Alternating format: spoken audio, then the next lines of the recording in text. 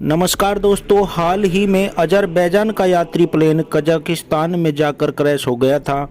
यह खबर तो आपने देख ली होगी।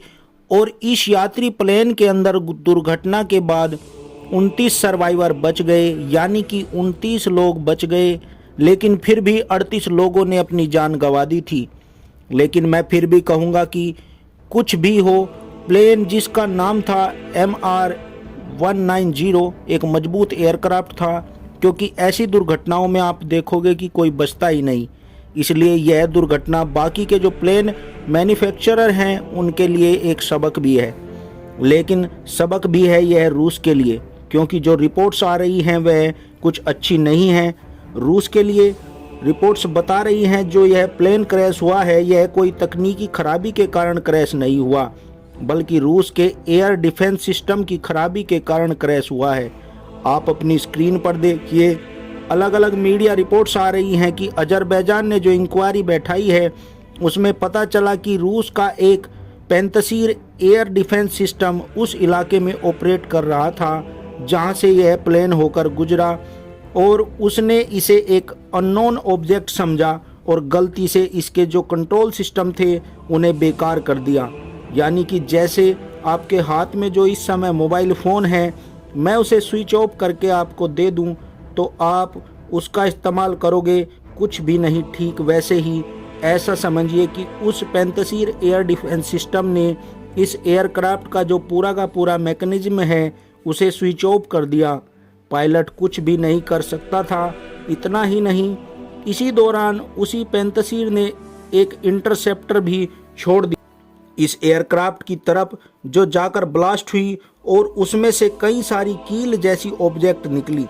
दरअसल जो पैंतसीर होता है ना, वो ऐसे ही काम करता है। अपने टारगेट के पास जाकर वह फटता है, उसमें से बहुत सारी कीले टाइप के जो छोटे छोटे ऑब्जेक्ट हैं वो निकलते हैं और टारगेट के अंदर जाकर घुस जाते हैं।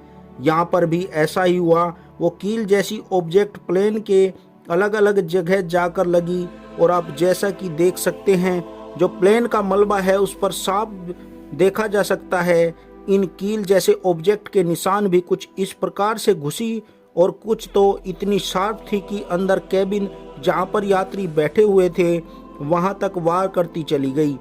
और इसी वजह से यह पूरा एयरक्राफ्ट बेकार होकर ज़मीन की तरफ गिरने लगा।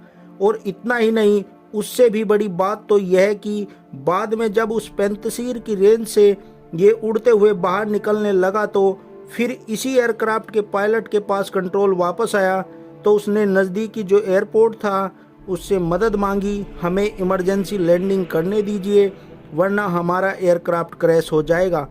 लेकिन रिपोर्ट के अनुसार रूस के उस इलाके के जो ATC थे, यानी कि एयर ट्रैफिक कंट्रोलर, उसने इसकी इजाज़त नहीं दी।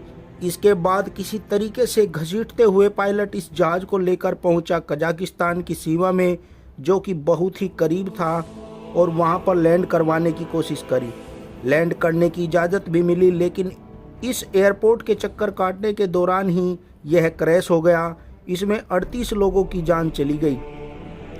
लेकिन किसी तरीके से आस पड़ोस के लोग भागे, उन्होंने इसमें से लोगों को निकाला और उनमें से 29 की जान फिलहाल बच पाई है। लेकिन फिर भी यह एक बहुत ही ज़्यादा डेडली घटना थी और इसकी जांच अलग अलग एजेंसियां कर रही थी, जिसमें से सबका मानना यही है कि इसके साथ भी रूस के जो एयर डिफेंस सिस्टम हैं उन्होंने गड़बड़ी करी, जिसका परिणाम यह निकला। और आपको याद होगा, ऐसी घटना पहली बार नहीं हुई है, इसमें पहले भी होती आई है। रूस के एयर डिफेंस मैकेनिज्म ने मलेशिया से नीदरलैंड जा रहे एक प्लेन को मार गिराया था, उसमें भी रूस की ही गड़बड़ी थी।